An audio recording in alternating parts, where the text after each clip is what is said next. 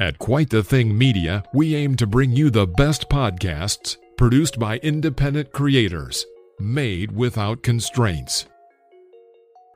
This is Zach from the Neatcast and Effin' Cultured. Thanks for joining Podcast Father on his journey, sharing the great things that all sorts of creators are doing. He's the indie podcaster. You've been searching for a podcast. Want to know about some great artists? You've come to the right place. Indie Podcaster with your host, the Podcast Father.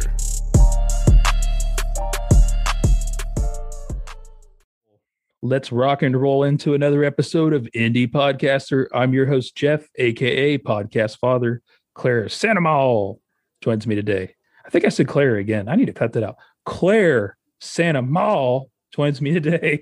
48 Hours producer, creator, and host of Final Days on Earth podcast, and probably a bunch of million other things that we don't have time to mention. I do wear a few hats. Thanks so much for having me, Jeff. But you wear the same hat every time we talk, though, oddly enough, and I do as well. This is my favorite one. This is the go-to running hat for me. So you catch me after a workout. Who are we going to chat about today? We're going to talk to Arielle Nissenblatt, a.k.a. Ari This and That. That's good. That's good. Handle. Yeah. Yeah. I didn't. Yeah, it is her Twitter handle, man. Oh, that's great. I thought you were just that clever. Let's just pretend that you came up with that. Don't give me credit. This is all her. No, she's got I can respect this. She has that as a pronunciation key for her last name, because I do the same thing. I tell people it's Santamal rhymes with Panama to help them pronounce it. And she does Nissenblatt sounds like this and that. So it's one of those things that'll stick in your head. You'll never mispronounce it again. She's very involved in the independent indie podcast community. Squadcast FM, she's involved with that. She's also the founder of EarBuds Collective, Feedback with EarBuds podcast, very involved in the community.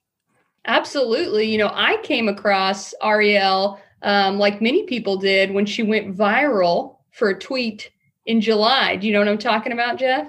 Yeah, the parents. Yes, I do. Yes. I'll let you talk about it. Yeah, go ahead. Yeah. So the tweet was a podcast where parents try to explain what their adult children do for a living. And it went crazy. It got like 100,000 likes, 10,000 retweets, thousands of quote tweets. Everyone thought this is a podcast that needs to be made. And she's doing it. Arielle's doing it. She's going to make that podcast called Parents Explain. I, for one, cannot wait to listen. I know I'm not alone in that. Absolutely. Let me tell you a story. Once I had a tweet get like 1,000 likes. I said, it's my birthday and not a single person has wished me happy birthday. So then I get hundreds of people saying, I'm not single, I'm married, but happy birthday or happy birthday. And it just went on for like 3 days straight. Then I had the cool people that were like, you big crybaby, no one cares about your birthday. And I would just be like, thanks for the birthday. People had like a hater response to a birthday tweet. I mean, that's just classic Twitter, right? Even someone can even get upset about that. Yeah, I was just messing around and I was getting hundreds of responses and then insults too along the way. So I had fun. Not near as cool as her tweet though, for sure. Or not near as cool as all the things she does for the podcast community. And I can't wait to share it with everybody. So let's go ahead and get into it, but let me take care of a little business real quick. Jeff here. I want to talk about a few things that keep this podcast going. If you like the work that I'm doing, I encourage you to share it with a friend. That really is the best way to spread the word about Indie Podcaster. I would love it if you would go to your favorite podcast listening platform, may it be a Apple or Good Pods, and leave me a rating. Throw me some stars if you would like. All that word of mouth and sharing reviews of this podcast does help. This podcast and myself are a proud member of Quite the Thing Media. Quite the Thing Media, podcasts that speak to you. Go check out all the great independent creators from around the world. It is a community-based podcast network. Check it out. It's great. QuiteTheThingMedia.com. If you want to check out my page, it's QuiteTheThingMedia.com/podcastfather. You can request a review from me on site or submit a form to participate on this very podcast. Check it out. I highly encourage you to download and listen to your podcast on the Good Pods app. This app is awesome. You can see what your friends and influencers are listening to. They've got groups for all your interests. I've got 2 groups I highly suggest you check out. I've got the Indie Podcast group. I've also got the True Crime Obsession group. If you're an indie podcaster, Good Pods is for you. They've done crazy amount of things these last couple of months to reach out and help indie podcasters. They've got tip jars on there for your podcast. They've got performance charts that are based just on independent podcasts. Make sure you download the app and check it out. Podpage is a proud sponsor of this podcast. Podpage is an amazing resource to build your podcast website. You want them big search engine hits. You want to be out there. You want to leave your mark in the digital world. And this website makes it extremely easy to do that. You can set up your podcast website in just a few minutes. Make sure you check it out, podpage.com. That's enough of all that. Let's jump into this awesome interview. Arielle, I'm just super stoked to talk to you today. You're involved in so many different things in the podcasting community. How are you doing? I'm really swell. How are you? Swell, I like that. You had to turn off, I made her turn off her air conditioner, so I feel bad. I may not be swell for much longer. Yeah, I was about to say, we better hurry up because you might not make it. Anyway, no, it's super cool, all the different things that you're involved in. So, I mean, I could go over EarBuds, Podcast Collective, Squadcast, you're involved. You have a lot of things going on, but I'll let you explain it and introduce yourself. Sure, yeah. I'll go chronologically. What got me into the podcast space was EarBuds Podcast Collective, which is my weekly podcast recommendation newsletter that sends 5 episodes on a theme, and each week is curated by a different person, and anyone can curate a list. I started that newsletter in 2017 and have been running it every single Sunday since. I have never missed a Sunday. It is super important to me that I send it out every Sunday night, and I hope that it's important to not just me, but to my subscribers as well. Through that, I've gotten a really great sense of the podcast that exists, the podcast that should exist, the podcasts that have existed and have since gone away, that should be rebooted. I've met a lot of key players, and I've met a lot of people just all over the space, whether it's indie podcasters, bigger podcasters, networks, everybody.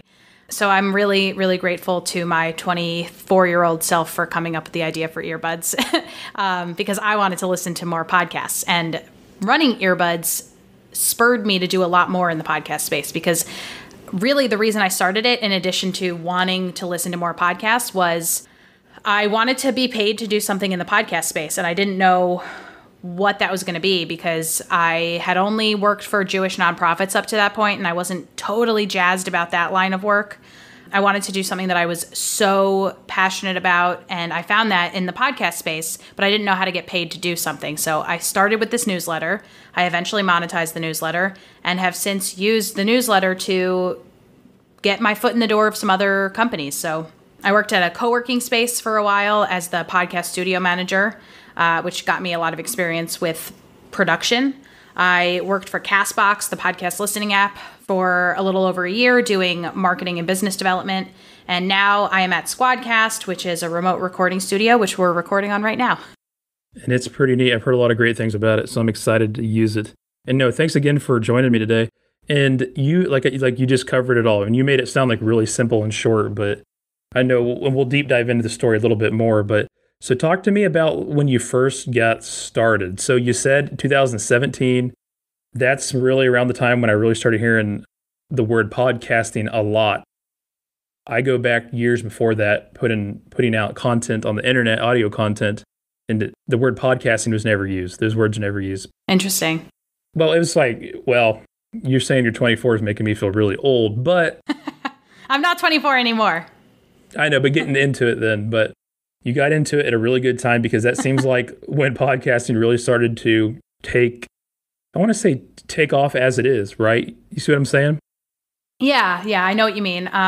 Serial came out around that time, a few years before actually, but it took a while for the people who really admired Serial to decide that this was going to be, number one, more content that they wanted to listen to, and number two, to inspire some folks to actually create that content. So on both sides, the listener and the creator side, I think the Serial effect took a while to really kick into motion. So I assume that was a podcast you listened to? Yes. I actually did not listen to it at first. I was working in an office with a bunch of people around my age, and everybody was talking about podcasts, and I've always liked to be a little bit contrarian, and they were like, look, you have to listen to this podcast. You got to listen to this podcast. And I was like, I'm not doing that, because I don't want to talk about what the whole office is talking about, which is a bad attitude. I regret that attitude now. Eventually, when I listened to the show, I had to listen in secret, because I couldn't tell everybody that I was listening to the show that I for so long rejected. And then I was like, no, I have to talk about this with somebody. So then I was like, I was just like, this is so great. And I'm so sad that I resisted it for so long. What else did you listen to? I listened to around that time, I would say a lot of professional wrestling, like podcasts started becoming really big. So that's when I really started finding podcasts besides Serial. I mean, obviously listen to Serial, but professional wrestling podcasts also were big then. So what else did you listen to? I started listening. I remember Radiolab being big. This American Life, of course, your pretty typical NPR and NPR adjacent type shows. And then I also listened to Criminal, which I would also say kind of is in the same NPR type style, narrative, investigative. And then I just was hooked on these stories, because I'm not a huge reader, but when I'm into a book, I'm really into a book. And audio just allows me to be thrust into these stories faster, I think, and to absorb more story. And what I really like about it is just that I can learn about different worlds every day and hear stories about people that I would never hear about otherwise. I think it's just such a mind expansive drug almost. At some point in time, you had to realize I can make a living doing this, or I can, like you said, make money doing this. Wee little Jeff, myself, always loved basketball, but I wasn't going to make any money being 6 foot tall and what I am playing basketball. When did you, and what caused you to actually think hey, I can actually do this? Then you moved on to the newsletter. The newsletter actually was started really ad hoc. I knew that I wanted to listen to more podcasts. I was stuck in traffic all the time in Los Angeles. I was living there at the time. And I thought, okay, I know how to send an email. So I asked some friends if they wanted to be involved. And I sent out the first newsletter. And what that looked like was I chose a theme. And the theme was New Beginnings. And on February 13th, 2017, I sent out a Gmail and BCC'd about 50 people. And it was the ugliest looking email you've ever seen. It was not cute. I don't know how the clicks did, because it was the first one and I was using Gmail. So there's just no way to know if it did well or if people were into it unless I asked. Luckily, it was just 50 people I was sending it to, and I knew most of those people. So if I really wanted feedback, I could have said, hey, what'd you think of this? And I'm sure I did really invite feedback at the time. But yeah, I started really ad hoc, did not think about making money at the time, but did think I really love podcasts. I'm in Los Angeles. There are a lot of podcast professionals here, radio professionals. There are a lot of podcast meetups. I want to have something to show when I go to these podcast meetups. I want to have something to talk about. So the newsletter allowed me to do that. And it was an easy in, because I'd say, do you want to curate a list for me? When you curate a list, you can include one of your own episodes. And that's a really great marketing tool for you. So that allowed me not only something to talk about, but also something to leverage. When did you turn that into podcast form with the feedback with EarBuds? Oh, so for a long time, people said, okay, you have this podcast recommendation newsletter. Why don't you turn that into a podcast? And I said, nah, there's too many voices out there. There's too many podcasts. I don't need to have a podcast as well. At some point, actually, I know exactly when it was. I was walking with my friend just in Los Angeles on a nice day. And she said, why don't you just start a podcast? You can just talk about what the episodes are for that week that you're recommending. You can put some voice clips in. You can get participation from your curators. And I was like, you know what? Yeah, okay. So I went home and I quickly recorded with the same microphone right here. And I put it out. And that was October of 2019 that I started that. So coming up on 2 years for feedback with EarBuds. And it has taken a lot of different shape since it started. Initially, it was just a podcast recommendation podcast, me saying what the theme was, what the episodes were, doing a little description of each episode. I've changed the music multiple times. I've changed audience participation multiple times. I've added in interviews. I've taken out interviews. I've then put them back in.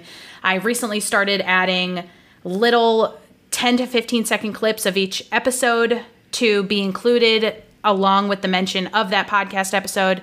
And usually, if you follow me on Twitter, one of the things that I talk about all the time when it comes to podcast consulting is consistency, along with transparency and seasonality, breaking up your content into seasons.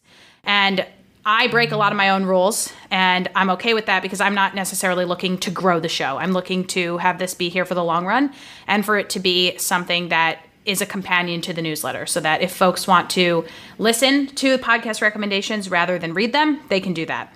And really what I'm trying to do is find the best format for this type of content, and I think that's going to take a little bit of time to find, because podcast about podcast recommendations can be dry, but it doesn't have to be, and I'm looking for that formula. I think it's important that you didn't do both at the same time when you started out. That would have been like, if you try to do too many things at once, that could really it could have really affected how well the newsletter's done. Yeah, and when I look back at my first few newsletters, they were so cringy, and I can only imagine if I started the podcast around the same time, I'd probably, that's an even more like visceral reaction. It would be much more cringy.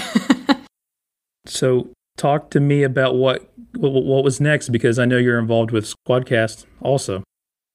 Yeah, that's a really great question. Well, I've done a lot in the space, and I think the reason I've done so well in this space and that I love this space so much is that people are extremely friendly, and I'm sure you get that sense too. I know the Good Pods community is extremely friendly. People just want to help each other out, and I think it's because by nature, podcasters are collaborative, and that extends beyond just being nice to each other on Twitter. It actually means let's help each other out on our podcast. What can I do to help more people get ears on your show and vice versa? And so I am just really grateful for all the people who got coffee with me along the way, and then I returned the favor, and when I knew a little bit more, I would get coffee with the next generation of people who want to learn about this podcast space. So pretty early on, I knew that I wanted to be paid to do anything, but I didn't really know what my niche was. And I think what it's carving out to be is that I just know a lot about the podcast industry, and I have an affinity towards marketing and community building. So my role at Squadcast is community building, and I also do a lot of the content creation. So working at Squadcast is amazing because Zach and Rock, who are the co-founders, are just some of the nicest people I've ever met. How did you meet them? Yeah, that's a good question. When I was in Los Angeles, I helped out with a podcast festival called Outlier Podcast Festival. And I still help out with that festival. I work with Ever Gonzalez, who's the creator of it, to bring it to different cities around the U.S. But in September of 2018, we did a show at the co-working space that I worked at in Los Angeles, and Zach and Rock sponsored, and they brought a booth. You know, they brought pamphlets, they brought some giveaways, and I met them there. Just shook hands, didn't talk too much. But then when I found out a little more than 2 years later that they had a job opening, I applied, and I found out actually that when I was on stage at Outlier, they heard me say something that has stuck with them, which is, at the time I didn't have a podcast and neither did they, and I said, you know, hey everybody, welcome to Outlier Podcast Festival. I just want to let you know I don't have a podcast, and I am here running this podcast festival, and that's okay because I think podcast listeners are just as essential to the podcast landscape as podcast creators are. And apparently that really stuck with Zach and Rock. Since then, they have started a podcast, and now I help on that podcast, but it's kind of a nice full circle moment. So that's how you met them. So yeah, and you said networking is really such a huge and critical part of anything, but especially when you're doing something that's really based on community building to find success. For most people, at least. Not everybody needs that, but it's definitely helpful. I agree. I think your podcast does not exist in a vacuum. And, you know, you can come up with an idea for a podcast. There might be 50 other podcasts just like that, but the difference between yours and theirs is that you are creating yours. But you're probably going to want to keep a close eye on those podcasts and be friends with them in some way. And it doesn't have to be competitive. I think even if your podcast is extremely similar, there are ways for you to collaborate and not necessarily compete. But the first step there is being aware of them. And for that, I recommend all the Facebook groups, all the Twitter hashtags, all the ways that people connect online. And just being aware of each other is step number one. Yeah, I'm not sure how we came into. I mean, I had obviously seen the newsletter and stuff like that eventually popped up one day and we started talking. I did want to, and I see a lot of the things that you tweet about and I agree with them. I did want to talk about the podcasting world and how it's changed. Obviously, there's a lot more podcasts now. I mean, it's by far more.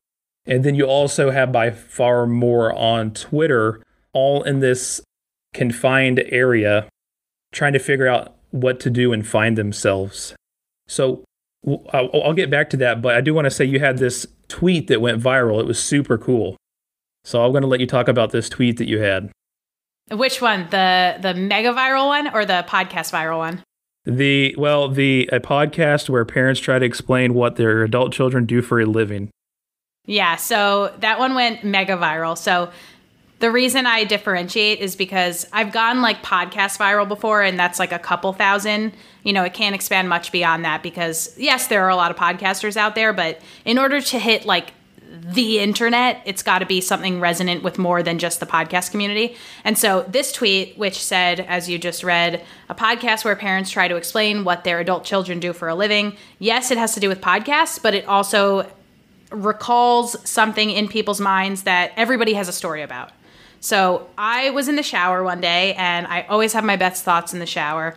And once I was out of the shower, I tweeted that, and I thought, okay, yeah, maybe it'll do well. Maybe it'll go podcast viral because it's a little bit funny and everybody can think of a story. But within like 4 hours, I knew that it was mega viral, and it was so much fun. I had so much fun with it. I recommend going viral to everybody if you can figure it out. And I am trying to figure out how to recreate it because it was just a great time. The dopamine hit is real of all the likes and the comments and the retweets. I learned a few things from the experience. Number one, everybody thinks they're being unique when they comment. There were like 6 comments that recurred throughout the thousands of comments that I received. And it was just really funny to see people thinking that they were commenting those things and being unique in commenting them. A lot of people reached out to me, and I learned that they don't read because a lot of people would say, I'll help you create this podcast, as if I have never created a podcast in my life. Whereas if you look at my bio, it clearly states that I'm a podcast producer. I had a lot of people try to steal the idea from me, saying, if you don't do this fast, I'm going to take it. And I was like, okay, that's a little threatening and weird, but you do you. I think I have enough social proof that this is my idea first. And I also realized that it is proven to be a great concept. I've interviewed 5 people and their parents already just to test the concept further. And every single one has had amazing stories within it. And I'm really excited to see. I am really producing the show. Maybe I buried the lead there. I'm making it happen. And the stories are going to be really great. What's it called? I mean, it's not going to be that whole tweet, right? That's a long title. I thought about that. Working title is going to be Parents Explain, but I may be working with a larger company that's going to help me rework it and possibly come up with something a little snappier. I actually speak with a lot of different independent podcasters. Some of them just getting started are like really, really small. And it can be hard to, like I was saying, to find yourself on Twitter. And there's a lot of different, I'm just going to say, rabbit holes you can go down. And like I mentioned earlier, you say a lot of things about social media that I agree with. There's a lot of problems of the way people execute their podcast promotion on, let's say, Twitter. You agree with that? Oh, yes. There is so much self-promo on Twitter. And it's maybe not always done in the best way to go about it, I guess. No, it's often not. No, you're right. So, and you do tweet about that sometimes, and I always agree with them. But somebody actually DM'd me about your viral tweet, and they said, Jeff, like, this podcast is gonna do so amazing. It had 12.5K retweets. It had 123,000 likes. I'm like, yeah, it was going viral. That's awesome. But I don't think people understand that that doesn't mean you're going to have 123,000 downloads when that first episode comes out. Not at all. Exactly. The execution part on Twitter has to be done right. What things do you see that maybe aren't being done right by podcasters? And I'm not saying it in a negative manner. I want to have a conversation that's helpful. I'm proud to announce that the podcast father, myself, Jeff, and Podpage are teaming up for this sponsorship. Podpage is great, guys. Like I was telling you earlier, it is so critical to have an actual podcast website. I know the link trees are used a lot, but you need an actual website. You need something that's going to show up in Google. You need something that's going to show some hits, a trail that will lead to your podcast. And there's not a better way to do it than Podpage. You can build a beautiful podcast website in 5 minutes. Automatically create a listener-friendly podcast site from your RSS feed. Customize the design to create a professional look you'll be proud of in just a few clicks. There is no coding or technical knowledge necessary. There's a free trial to give this a shot, and there's different packages ranging from free to all the goods and gadgets, but still at affordable prices. Podpage is big supporters of indie podcasts, so make sure you support them also. Go on podpage.com and get your podcast website set up. With that being said, we will roll into this segment sponsored by Podpage, where we will play a trailer from a different indie podcast every episode. I hope you enjoy it and give them a listen after you're done listening to my show. Then afterwards, we'll jump back into the interview.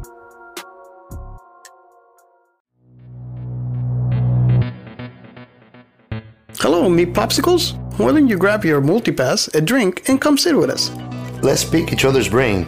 We want you to be part of our intimate conversation about science fiction topics. Let's do this. Join us, and let's talk about science fiction topics in books, movies, TV shows, and games. At Science Fiction Remnant, you are invited to listen in. Listen now on Apple Podcasts, Spotify, Audible, or wherever you listen to podcasts. And don't forget your multipass. This is my favorite topic because everybody needs to self-promote. It is a natural part of life, especially when you're a content creator. But how do you do it in a way that is not only effective for you, but also non-intrusive for other people? I can say what not to do and then what to do. So what does not work is finding people who post, does anybody have any podcast recommendations? And then throwing your link there with no explanation at all. Same with another thing that does not work is when you have a new episode that comes out, going onto your own Twitter and just tweeting something like new episode out now with the link. It's just not, you can do it. It's not bothering anyone per se, but it's not going to get you the clicks that you want. It's not going to convert any listeners. Your social media, your job as somebody who is a podcaster and who has social media, your job is to keep your social media updated because your social media is a place that your followers, that your listeners will go to in order to find out some information about your show. Maybe you mentioned something on your show that you're following up with on social media. They're going to go to find out that you exist. Or if they hear about your show, they might search for you on Google and maybe your Twitter will come up. If there's nothing going on your Twitter, that's not great.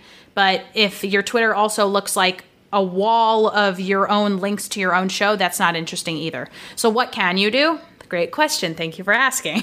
So what I am advocating for lately is if you have a new episode that comes out and your new episode is about this professor, you're talking to a professor who specializes in beluga whales. Maybe your podcast is about marine biology and you're talking this week to a professor from Cambridge about beluga whales. Because your podcast is so specific, it's about marine biology, you probably have a lot of people who are listening who are really into marine biology or who really like science or any of the buzzwords that go along with that. You have an opportunity for your social media to be not just a place where people come for your podcast, but where they come for information about beluga whales. And you can apply this to everything. Your podcast is about indie podcasters. It's where people come to get information about indie podcasters or to get information about how to start a podcast, anything like that. Creators. So you have an opportunity for your social media to be a place where people come for that information, not just what's the latest episode. So I am advocating lately for long threads, at least 4 tweets long, that ask a question. They open up with a question. something potentially engaging to people. So if it's about beluga whales, you might say, what did this beluga whale professor do before he got into the field of marine biology? And you're thinking that might be enticing to some people who have had a career change, who have been wondering about this professor and how he only became a professor at the age of 45. You might be wondering all these things. So then you go a little bit further and you maybe make a few points about what you talked about during the episode. And then your last tweet can say, if you want more information on this, you can click on this episode and listen. Because then people are going to your profile not just for the episode, they're going there for information. And then if they want more, they can opt into more rather than just being served this link, because that link is not really doing anything. Another thing I would look into is if you do want to throw your link up on a bunch of different tweets that are asking for podcast recommendations, find out what these people are looking for specifically. So if your podcast is about marine biology, maybe search in the Twitter search bar for people who are looking for podcasts about marine biology or about science. People have information in their bios, and it is worth it to target your links to find out what people are actually interested in hearing from you about. Because if you just throw a link, not only are you going to get ignored, but also Twitter starts to ignore you, because if it's just a link, it's going to get hidden. Twitter likes to hide links that look like spam. So that's some things that you can do on Twitter that I think will make you more enticing. I'm also a big fan of just letting your social media and your newsletter potentially speak for itself. It should exist as content on its own, separate from your podcast. Because if people find you, great. And then you have a podcast, and then you also have more content for them. That's great. Yeah, I think there are ways to use social media that will actually bring people to you, and then there are ways to use social media that are not going to be harmful, but they're just going to be a waste of time. The engagement piece, when you talk about threads and all that, is really, really big. But you also want to have that engagement from the right people, like you just said, based on what your content is and who you're trying to reach. A lot of times you see where there'll be somebody with 100 retweets, but they might be from all other podcasters. Yeah, that doesn't do anything. I've had Twitter for just shy of 4 months. Are all your friends just podcasters? I mean, your followers? No, not at this point. So I've been on Twitter. I started the EarBuds Twitter in 2017, and then I started my personal Twitter in 2019. But because I'm just involved in, other aspects of life, I've had people follow me from all over. I would say I am firmly on podcast Twitter. Most of my tweets are about podcasts, but they're not about only podcast listening. They're about the podcast industry. They're about literally listening to podcasts and the experience of enjoying a show that I genuinely love. And then sometimes it's about a company that I'm proud of, or a piece of news that is unrelated to podcasts that somehow I make related to podcasts. So yeah, that's some of the stuff that I'm tweeting about. But to go back to your point, if there's tweets that are clearly engagement bait. If somebody says, retweet this if you love podcasts, those are fun. Twitter should be a fun place. I love podcasts. I'm going to retweet that. But that's not going to do anything for your show. And I think I've talked to some people where they may be in a retweet group or a support group, there's nothing wrong with that at all. But then they're wondering why they're not getting the downloads or the engagement percentage that's their goal. How do you have like a happy middle place where you are engaged with the community, but you're also trying to reach whatever community that is your niche or what your focus is? Yeah, it's not going to do anything. I think we need to change our expectations. If you just can't expect that the people who are giving you love on social media are also the same people who are listening to your show. Because indie podcasters only have enough time in the day. What are they going to do? Listen to every other indie podcast out there? Probably not. They're probably spending a lot of time creating their own shows and then listening to shows that they genuinely have been loving for a long time. They might listen to one or two of their friends' shows to keep up with them, but they can't listen to all of them. So I think the balance is, it's great if somebody comes to your social media who is a potential listener or who is already a listener and sees that you get a lot of engagement, that's great. So keep up with your engagement groups, but I don't think that you should not expect your social media to convert to listeners. It's unfortunately not the way most shows are going to have success. But what you can do is, I think, should I talk about newsletters? I love talking about newsletters. That's your thing, yeah.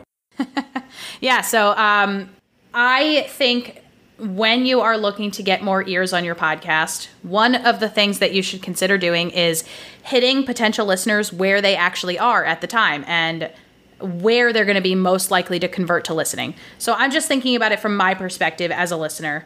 What actually makes me want to download a show? It's a few things, but it's not scrolling through Twitter.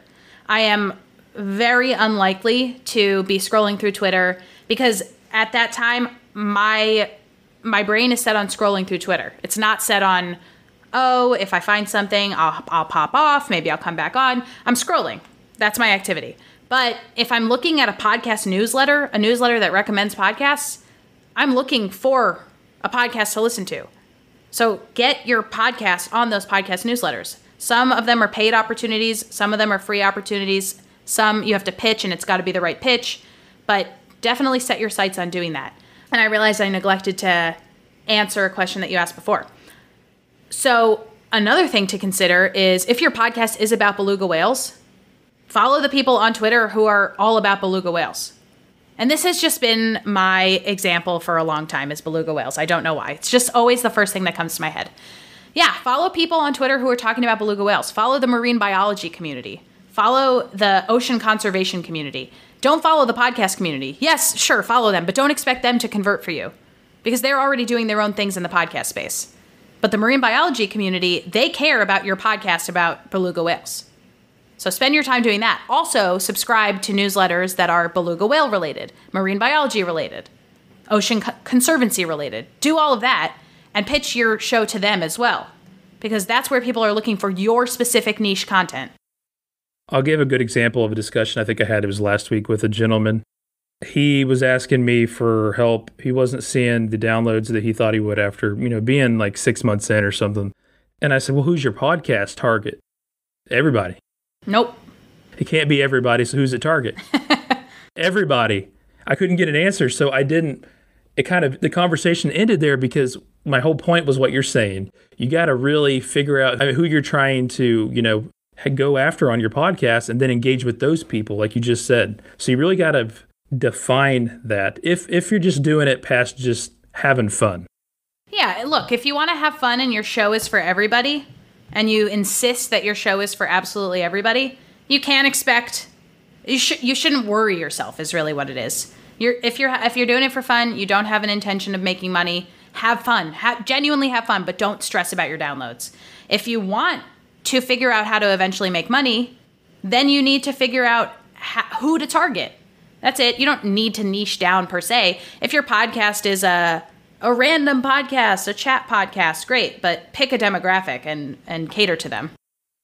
To me, there's a lot of people that want to be like podcast guru, and I'm by no means like that. I'm more willing to help and take my life skills that I know and apply to that. But everybody there's a lot of people that want to be that guru. Yes. Is that a question? It's a statement. It's a looking for how you'd react, I guess. Yes. Yeah, there are a lot of podcast gurus. If you're new, how do you filter through that? That's such a good question. To me, I think we try to overcomplicate things an awful lot. And I think that might be the first mistake. Like, sure, there's strategies, but it can't be the most complex thing ever and not be organic. Yeah, I think if you want to do well in the podcast space, you don't need to Google who to follow, who's a really big podcaster or who has been in the podcast space for a while. You can be a successful podcaster on your own without seeking out gurus. There are a few things to follow. Number one is that there are no rules and you can do whatever you want. And I know that's a little bit counterintuitive. I just said there are a few things to follow, and then I said don't follow anything. But it's the truth. There really are no rules. There are some guidelines that you should stick to. For example, If you have an interview show and you're interviewing people about beluga whales, don't talk to people don't make your interviews an hour and a half long. It's probably not that important or that interesting. Generally speaking, if you were to tell me I have a show about X, Y, and Z, I'd be able to tell you about how long that should be. I just think use the rule of common sense when it comes to podcasts. If you're bored by it, other people are going to be bored by it. If it is not interesting to your mom, it's not going to be interesting to a random person who you're trying to get to listen to your show. I think it can be enticing to want to find somebody who will give you the silver bullet to make your show, make it onto Apple's new and noteworthy so that you can then have 15,000 downloads per episode so that you can then make some money for your show. But there is no one silver bullet. Not one thing is going to make your show incredible and rise to the top of the charts. You're going to have to work at it for a long time. And that's why I mentioned earlier about how I'm okay with my show Feedback with EarBuds constantly changing and trying out new formats, because thankfully it's not my full-time job, and I don't have to make money from it. But I encourage everybody to have fun with their shows, especially indie podcasters, because this, in theory, is fun for you. And if you want to be making money, there are some things that you can try to do to hurry that process along. But ultimately, you cannot look for one silver bullet, because you will make yourself upset that one thing is not doing it for you.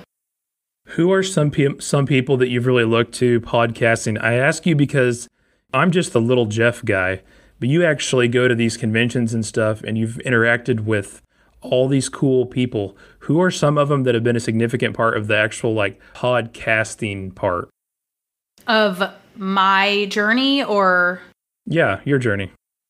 I am a big fan of other podcast recommendation newsletters. I am a big fan of some specific creators.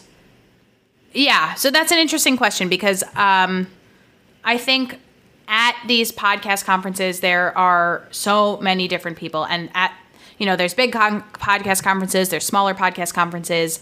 Some of them cater more towards creators, some cater more towards brands. And it really depends on the one that you go to. I'll speak to Podcast Movement. I always enjoy hearing from Lauren Passell, who is the creator of Podcast the Newsletter. And because she also listens to so many different podcasts, she has a great perspective on what is successful and what's not successful, and what types of shows should be promo swapping with other types of shows. I think over time you just get a good sense of what you've heard that does well and what you could potentially emulate so that your show might do well. And I think listening to a lot of podcasts is kind of a prerequisite for that. So I really enjoy her work. I really enjoy what Buzzsprout is doing in the podcast space. Buzzsprout is a podcast hosting site. One of my friends is the marketing manager there, or marketing director, Albin Brook. He is also a really great person to follow at podcast conferences, because he always has really great speeches. He just did a talk on podcast cover art, and he talked all about how you should probably avoid putting a microphone in your podcast cover art unless your podcast is about microphones themselves. The example that he gave was that when you see a movie, you don't see references in the movie poster to the fact that it was filmed on camera. So same with podcasts. You shouldn't necessarily see in the podcast cover art references to the fact that it's recorded on a microphone. It just is recorded on a microphone. It's kind of a funny little example that he gave, but that your podcast art should pop. And there are a lot of resources that can help you create really beautiful images. And I do think in this situation, you are going to judge a book by its cover. You are going to listen to something based on whether or not it has beautiful cover art. And this is why your listeners are attracted to your show, Jeff. You have a beautiful cover art. Wow, really? Thank you. Yeah, and so Albin is really great. I also really enjoy the work that LWNC is doing, formerly Lantigua Williams & Co. They're an incredible organization that has a lot of podcasts under their wing, and they're also moving more into the multimedia space. So I just enjoy a lot of their shows and enjoy a lot of their social media and newsletters. They have a newsletter called Podcasting Seriously. So yeah, I'm just a big fan of, if I had to tie it all together, I think it's people that are genuinely putting out great content for creators. And you can tell when somebody's genuinely doing it and when somebody's doing it for engagement bait. And I would encourage everybody to put more out into the world than you expect to receive back. And that goes for everything, but I think it really applies to podcasts. I have really worked hard to help other people in the space, and it has come back to me tenfold, but it doesn't have to, and I'm aware of the fact that I'm lucky in that sense. That's awesome. So last question for you, and this is just an open-ended question. You can answer it however you want. What do you see big things coming up for the future of podcasting? I would like to see more geo-targeted content, not necessarily ads. Ads are fine. I actually don't hate podcast ads. I think they're fun. But I would like to be able to go on a walking tour of Manhattan, and the street that I walk on, when I'm there, it triggers a location-based notification that lets me kind of do a choose-your-own-adventure. The technology is there. We're just not creating these things right now, and I'd love to see that. So that's on the content side what I'd like to see. On the more businessy side, I'd still love to see more women in leadership positions in podcasting, big companies and small companies. I would love to see more, I don't want to say more podcast recommendation newsletters, but I want to see more,